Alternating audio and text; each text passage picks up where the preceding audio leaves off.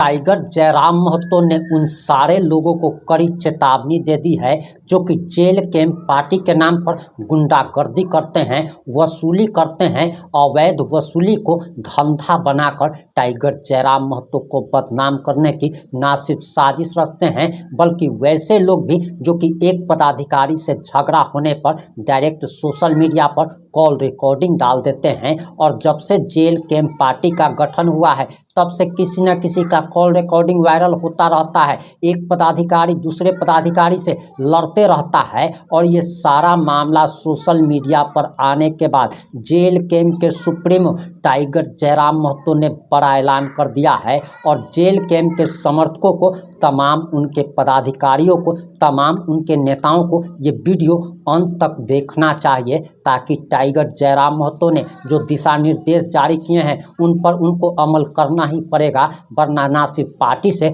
बाहर का रास्ता दिखाया जाएगा बल्कि उनके ऊपर कानूनी कार्रवाई भी की जाएगी। नमस्कार, मैं प्रिंस कुमार सिंह और आप देख रहे हैं पॉजिटिव टॉक्स। अगर अभी तक आपने चैनल को सब्सक्राइब नहीं किया है तो खबरों से अपडेट रहने के लिए कृपया चैनल को सब्सक्राइब कर लीजिए और जो लोग ऑलरेडी कर चुके हैं उन तमाम लोगों को सहृदय धन्यवाद। और वापस आते हैं अपनी खबर पर और आखिर टाइगर जयराम महतो ने क्या ऐलान कर दिया है, क्या चेतावनी जारी कर दी है पार्टी पदाधिकारियों, नेताओं के लिए, कार्यकर्ताओं के लिए, जरा आप वो बयान सुनिए। ये हमारी ताकत भी रही है, लेकिन यह भी मानना होगा कि इसे हम अपनी कमजोरी के रूप में भी इस्तेमाल अभी करते आए हैं, जिसके कारण अगर हमारे एक पार्टी के कुछ लोगों में अनबन हुई तो आप अपने ही पार्टी के पदाधिकारी रहे या साथी रहे, आप सोशल मीडिया में उसके खिलाफ कहीं ना कहीं दुष्प्रचार करते हुए दिखे जाते हैं, तो मैं आपको स्पष्ट हिदायत दूंगा कि उसके लिए हमारे पार्टी संविधान में अनुशासन समिति है। और अगर कोई भी हमारे पार्टी से, खासकर सोशल मीडिया के प्लेटफॉर्म में, अगर अपने पार्टी के किसी साथी के मान सम्मान को या उसकी भावनाओं को ठेस पहुंचाने जैसा कोई भी पोस्ट या टीका टिप्पणी करते हैं तो उन पे 24 घंटा के अंदर कार्रवाई की जाएगी। आपको जो भी शिकायतें हैं, शिकायतें होंगी। जब तक जिंदा है तब तक निंदा है। हम जब तक जिंदा है तब तक निंदा होगी। हम कितना भी अच्छा काम क्यों ना करें, निंदा होगी। कई उदाहरण ऐसे हैं जिनको हम लोगों ने कितना सहयोग किया लेकिन अभी वो हमारे खिलाफ हैं। तो ये सारी चीजें होंगी कि जब तक आप जिंदा हैं तब तक निंदा होगी, लेकिन आप निंदा सोशल मीडिया के प्लेटफॉर्म में ना करके पार्टी के प्लेटफॉर्म में करें। आपको हम ये हिदायत देना चाहेंगे, बिल्कुल आप पार्टी के प्लेटफॉर्म में वह निंदा करें। जो भी आलोचना है, जो भी आपकी आपसी असहमति है, जो आपकी नाराजगी है, वो पार्टी के फोरम में करें। और चूंकि अब हम लोग विधिवत रूप से केंद्रीय कमेटी हमारी गठित हो जाएगी, प्रदेश कमेटी गठित हो जाएगी, महिला विंग गठित हो जाएगी, युवा विंग गठित हो जाएगी, माइनॉरिटी, एसटी, एससी तमाम विंग गठित हो जाएगी, तो वहां पार्टी फोरम में जाकर उस बात को रखेंगे। और वो हमारे संविधान में भी वर्णित है कि जिला कमेटी 15 दिन में बैठक करेगी या 30 दिन में, प्रदेश कमेटी 30 दिन में करेगी या 45 दिन में, केंद्र कमेटी 45 दिन में करेगी या 60 दिन में, वो सारे हमारे संविधान में वर्णित है। तो आप उस बैठक में भाग लें, मौखिक रूप से, लिखित रूप से आप उस प्लेटफॉर्म में अपनी निंदा को रखने का कार्य करें। मैं आपको यह स्पष्ट कहना चाहूंगा, क्योंकि आज आपसे लोगों की उम्मीदें हैं। आज आप कहीं भी अगर तनिक भी किसी को खरोच आता है तो सबसे पहले आपको याद करते हैं, चाहे वो कहीं का हो, घटना हो, दुर्घटना हो, कोई चीज हो।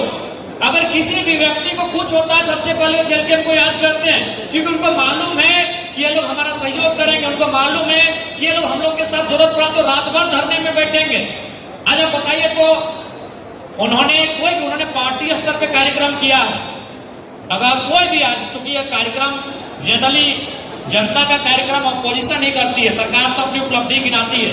ऑपोजिशन में भी जो भी पार्टियां हैं, चाहे भारतीय जनता पार्टी रहे, आजसू रहे या कोई भी पार्टी रहे, जब से विधानसभा का चुनाव हुआ है एक भी कार्यक्रम उनका बताइए जो जनता के लिए हुआ है। उन्होंने जब भी कार्यक्रम किया है वो अपने पार्टी के फोरम में किया है, चाहे सरकार की नीतियों के खिलाफ प्रखंड कार्यालय में धरना देना हो, चाहे कुछ भी हो, उनका पार्टी फोरम का कार्यक्रम है।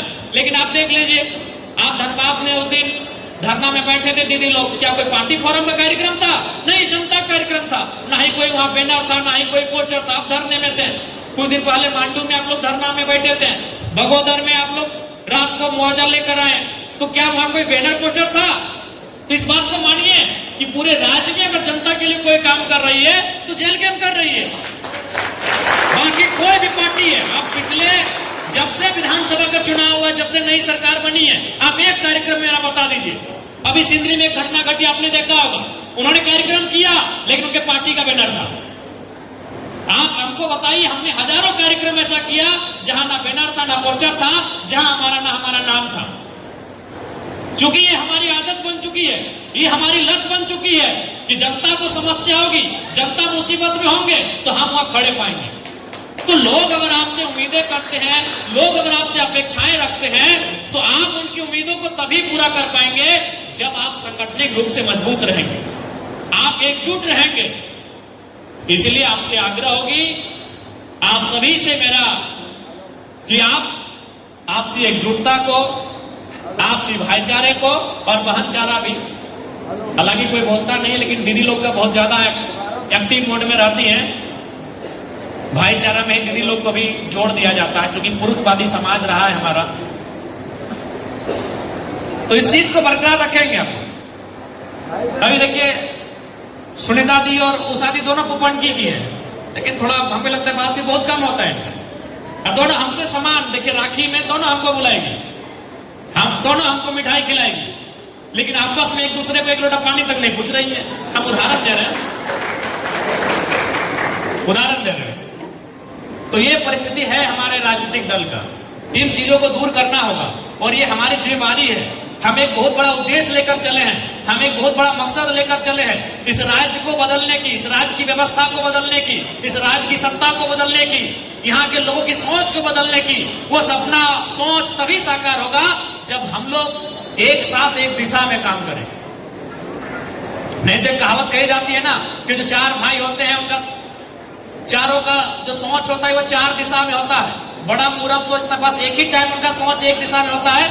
जब पिताजी को कंधा दे रहे हैं तो उन्हें शमशान या कब्रिस्तान एक साथ जाना पड़ता है। तो ये सोच नहीं होना चाहिए हमारा कि हम, इसलिए हम आपसे आग्रह करेंगे कि आज हमारे सांगठनिक दल में तो सबसे बड़ी अगर कुछ त्रुटि दिखती है मुझे और आपको भी दिखती है, तो हमारा यही आपसी समन्वय, आपसी सामंजस्य, आपसी मेलभाव, ये सबसे बड़ी खामी दिखती है और इसे आप सभी को स्वीकार करना चाहिए।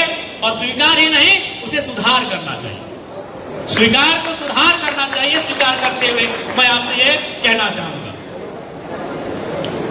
तो ज्यादा समय नहीं लेंगे, चूंकि आप लोग काफी दूर दराज से आए हैं और हमारे आज के इस कार्यक्रम का उद्देश्य केवल अपने पार्टी को, झारखंड लोकतांत्रिक क्रांति मोर्चा का जो सांगठनिक ढांचा है और उसमें जो सबसे पहले आता है वो केंद्र कार्यकारिणी आती है।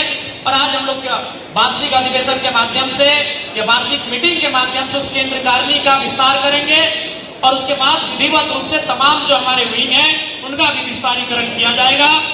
और इसी उम्मीद और आशा के साथ कि आप लोग आने वाले जो दिन है, आने वाले जो समय है, जो चुनौतियां आएंगी, जो परिस्थितियां आएंगी, उनका सामना करते हुए, उन्हें स्वीकार करते हुए बहुत ही सशक्त होकर मजबूती के साथ आगे बढ़ने का काम करेंगे।